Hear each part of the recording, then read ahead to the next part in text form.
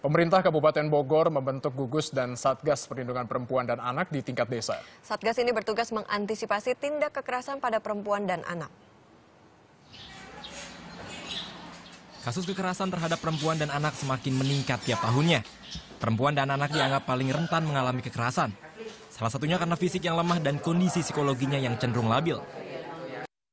Data Komnas Perlindungan Anak sepanjang tahun 2014 terdapat 2.700 laporan kekerasan anak. Lebih dari 50% diantaranya merupakan kasus kekerasan seksual. Sedangkan data dari Komnas Perempuan menunjukkan sepanjang tahun 2014 terdapat lebih dari 290.000 kasus kekerasan pada perempuan. Lebih dari 60% diantaranya adalah kasus kekerasan dalam rumah tangga.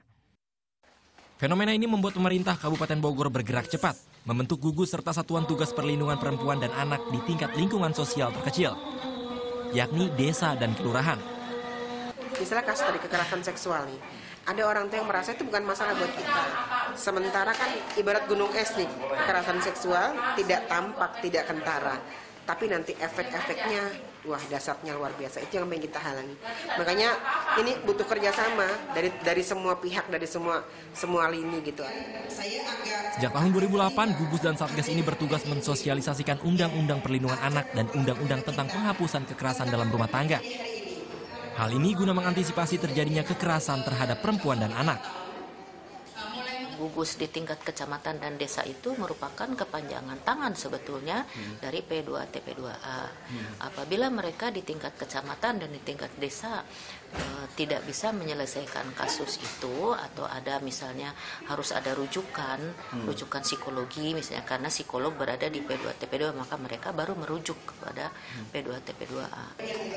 Warga mengapresiasi keberadaan gugus dan satgas ini. Dengan adanya P2TP2A ini, alhamdulillah, jadi kita tahu harus melapor kemana, perlindungan perempuan dan anak. Semoga dengan adanya P2TP2A ini, kita semua merasa terlindungi ya. Hingga kini sudah ada 13 gugus dan 52 satgas perlindungan anak di Kabupaten Bogor. Namun jumlah tersebut masih belum cukup menjangkau semua lapisan masyarakat.